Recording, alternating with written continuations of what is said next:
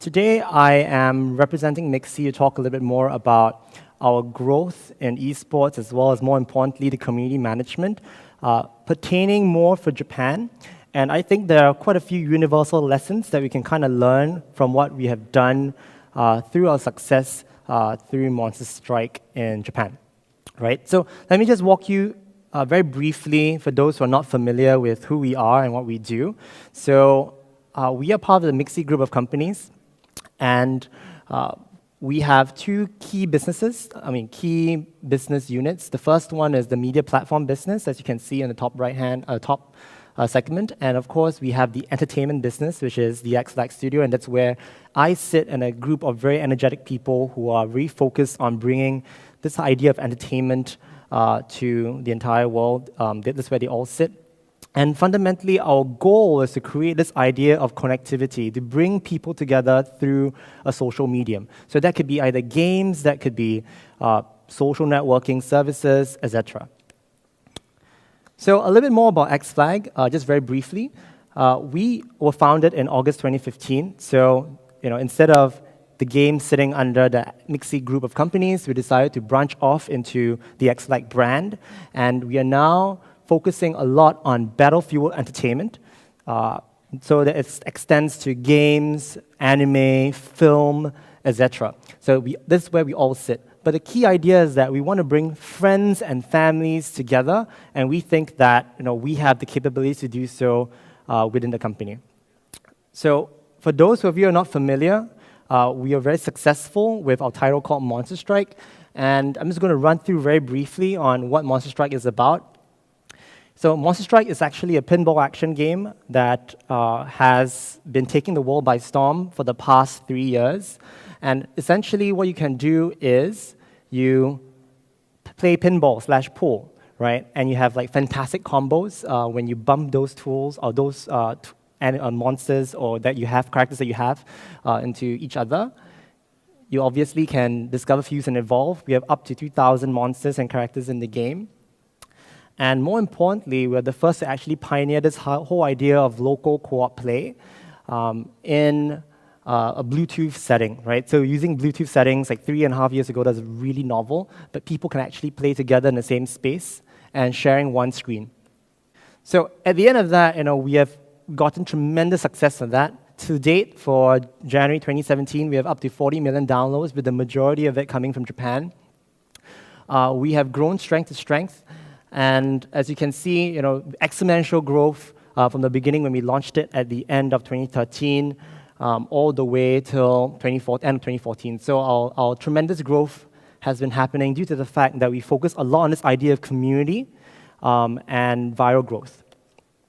So how do we get here, right? And I think there are some universal lessons that we can kind of distill from what we have kind of worked on for the past 3 years, and I think it could be used across cultures. It could be used across, from a game design perspective, how exactly you should think about when approaching your game or marketing your game. So the first key point I want to share with you is that esports and community growth never just happens, right? Speaking to a lot of developers, publishers, you realize you get this idea that, hey, let's make this game viral. Let's do a viral marketing campaign. Hey, let's grow the community. As long as the game is fun, it's fine, right? But just know that that never happens, and we've learned that firsthand. It's always important to note that you understand the business models, or rather, more importantly, what's the user flow in the traditional day and age, or how do people actually discover your applications. So in a traditional model, as you can see, it's very ad-based, it's very CPI-heavy, focused on ads. We get users just by getting users to install your game through the various ad networks that you have in the world right now. So that is very independent, it's very low stickiness to that because it's a very solo gameplay experience, right? Whereas for our model, it's all about this idea of sharing. So you have the traditional model where, okay, I just use social networking services to share that, but that's also very superficial, right? So the XFLAG model is really all about trying to invite people to create this strong connection using our game as a tool to bring people together. Now, that begs the question, rather, then what's the next step then, right? So I have received this invite from my friend, but this growth never actually just happens, right? There needs to be some sort of catalyst to push that.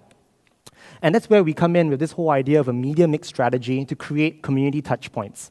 Right? So you need to give like talking points for people to kind of rally around. So you have a lot of friends, you invited them, okay, so what, right? So what are the next things that you kind of talk about? So you need to create that opportunity for people to talk about. So game obviously is one thing, and a lot of developers and publishers actually just stop at that particular point. They just say, okay, you know what, let's make the game viral, let's have a community within the game, and just stop there.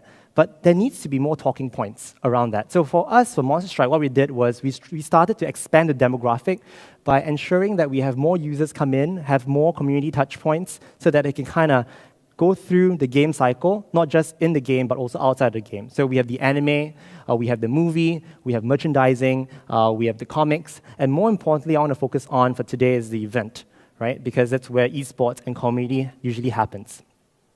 So very quickly, running through, this is one of the animations that we did. So we were one of the first few to put the animations for free online. We also have a movie that was distributed by Warner Brothers last year. It was actually #1 box office during launch weekend, and this focused on the story behind Monster Strike. So having a story kind of unites a community together because it gives them something to talk about. We also have physical goods that people can actually kind of get. So we have the XFLAG online store. We partner with Amazon for this. We also do like temporary pop-up stores to departmental stores in Japan. And more importantly, we're going to open a XFLAG retail store. That's going to happen at the end of this month, actually. So 26th of May. We're going to have it right in the heart of Shibuya. And it's a massive store, and people can just go in, chill, relax, and more importantly, make new friends, right? So that's what I meant by community touch points. One of the also signature events that we do have is the XFLAG Park. We had one last year, and this was the same location the Tokyo Game Show was held. So we took up 6 halls, about 20,000, 30,000 people turned up, and we filled it with lots of experiential events. So it's not just games, right? But this whole media mix strategy. So we have performances, we have food, we have a live orchestra during the event. So it gives talking touch points with your community. And more importantly, also, as you can see from this particular mapping of the stage, we do have a Grand Prix section, which is where the esports kind of lies. Just to show you just some pictures of the event for 2016. This was just when the Grand Prix was actually being televised on the event itself. And this was when one of the teams actually won the particular event. So let me just show you a quick video, like what the Grand Prix is kind of about, so that you can get a good image. So this is 2016, right? And this was the promotional video for that.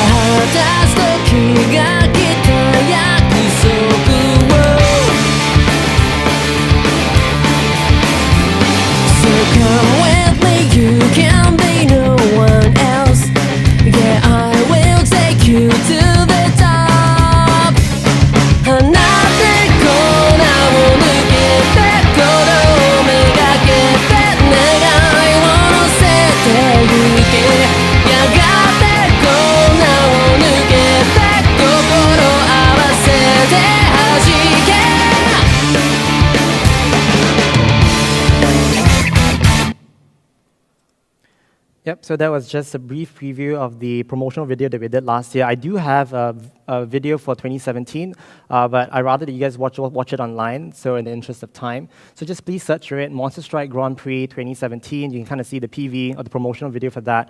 We're going to have that this year during our XFLAG Park 2017. It's going to be massive, right? So at the end of that, some results. We had 30,000 visitors, as I mentioned before. More importantly, for that esports event that we just had, I just shown you, we had over 3,000 participants vying for that particular championship. And the online stream of the final round had over 600,000 views, right? So the prize money for that was about 200,000 USD. People can actually win a car or like a trip to Hawaii, and obviously limited edition phones that they can get. So the prizes are huge. For this year, we're going to up the prize pool to 300,000 about USD. So it's actually 30 million yen. And of course, there's going to be lots of other peripheral prizes for the second and third positions, and I think more importantly for the top 8. So you can all check this online. It's all on the Grand Prix for XFLAG. Now, I think the key point to distill from this is that esports growth does not just happen, right? So how do you get to 3,000 participants? And it's always important to start from a grassroots level and to understand that you have to look at it from a city perspective. So which part of your area, let's say for example in Southeast Asia, which cities would be good for you to kind of target, or which areas would be good for you to kind of target first, as opposed to hoping, okay, you know what, let's try to target the country as a whole. So just to briefly explain to you, this is just more of like a timetable sheet for 2016, and the competitions, we have like preliminary competitions that are broken down into each area of Japan, right? So to make sure that we get a very good representation, a very good slice from each part of the country, so that you kind of have this league, cup, and ladder match to build up to this final at the end of the day, right? So just to show you, 500 teams from each district or each region that you can kind of compete, and only 2 teams will reign supreme at the end, right? And these teams at the right-hand side, so it's like a total of 8 teams, will then battle it out in the Grand Prix during the event itself. So yes, so the key point from this is that growth does not happen organically, you have to make it happen. Point number two, it's all about game balance when building a community around competitive games and esports. I think it makes a lot of sense. I think all of us are very familiar with the idea that, hey, you know what, we must make sure that it's a very fair system, and this cannot be iterated more enough, right? There are 3 key points here that I want to share with you.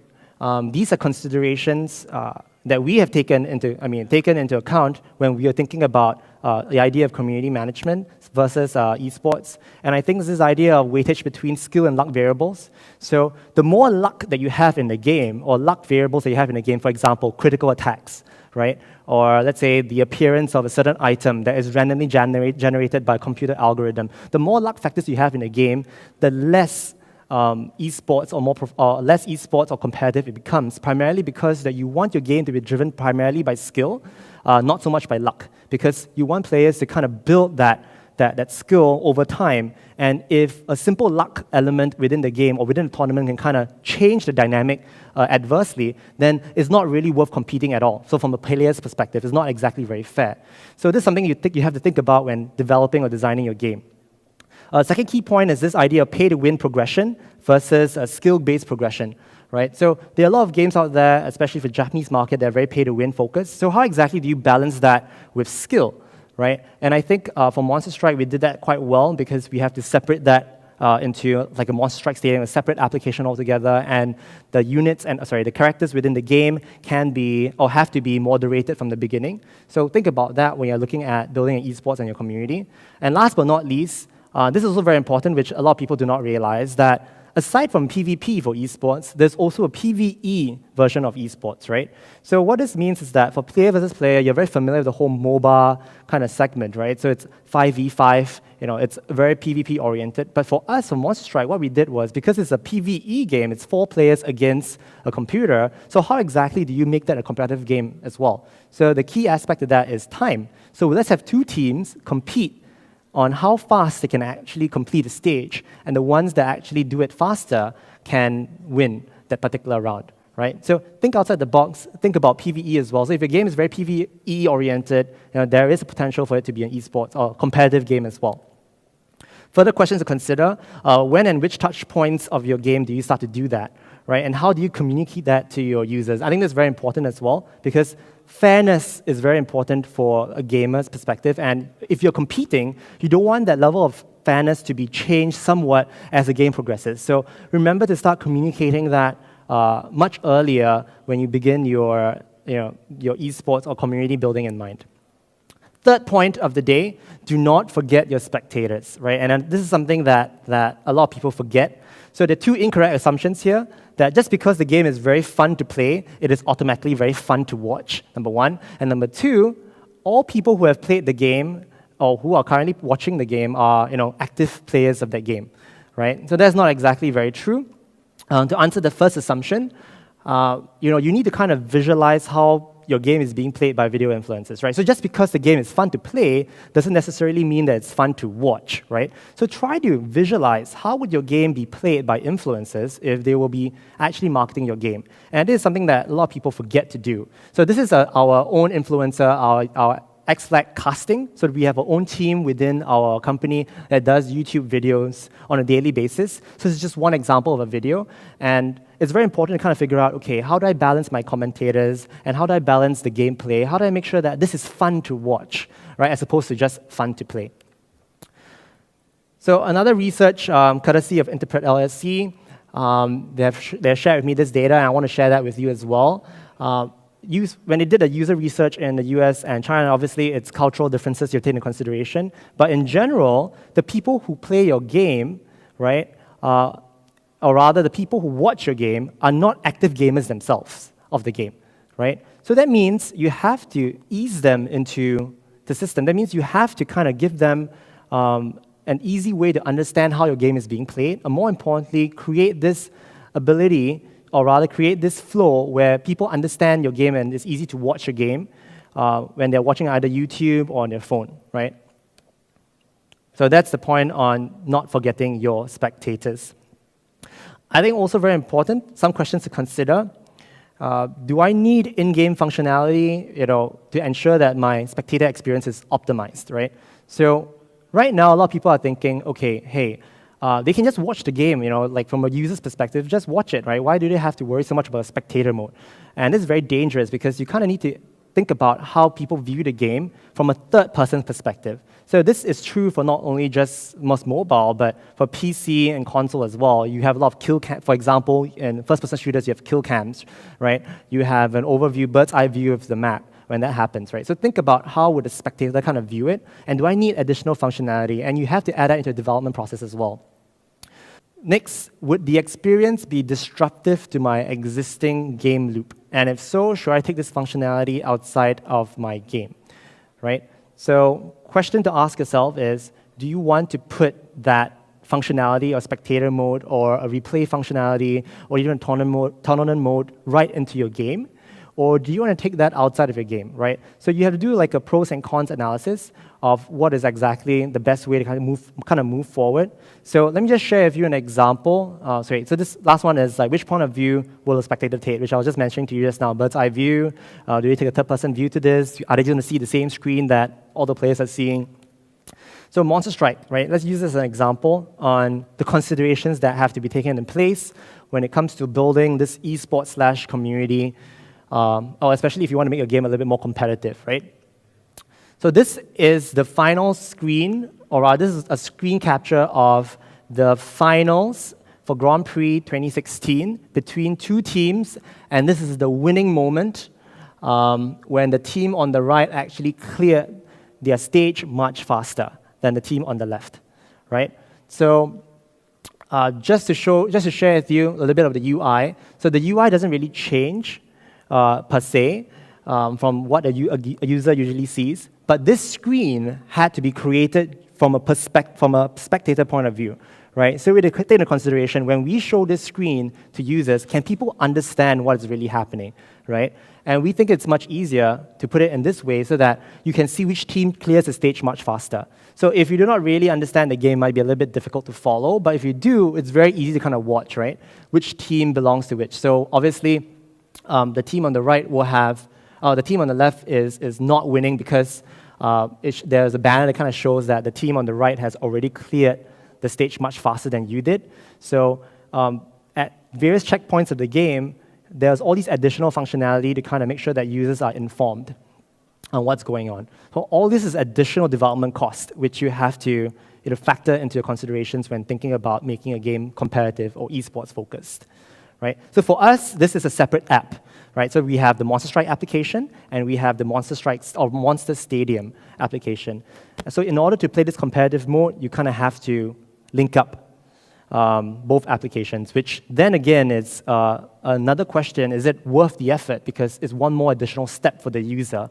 And usually, additional steps that you take will increase the level of friction for users to adopt this competitive play mode, right? So always take into consideration the data that's presented in front of you and then make decisions accordingly.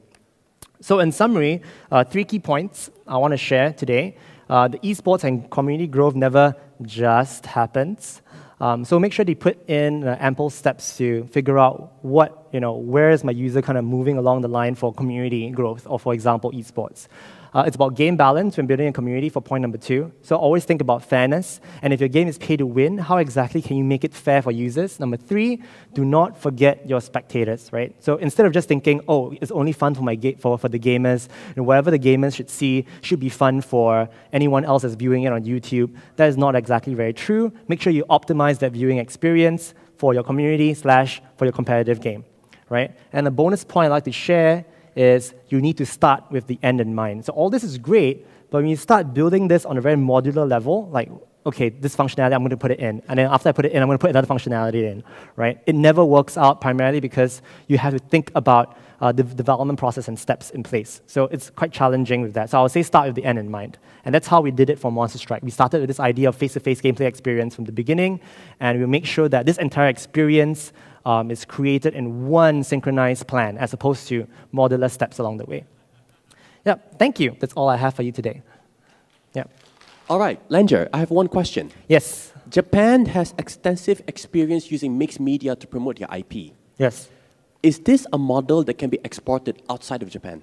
For sure. This question is something that we get a lot from partners that we talk to.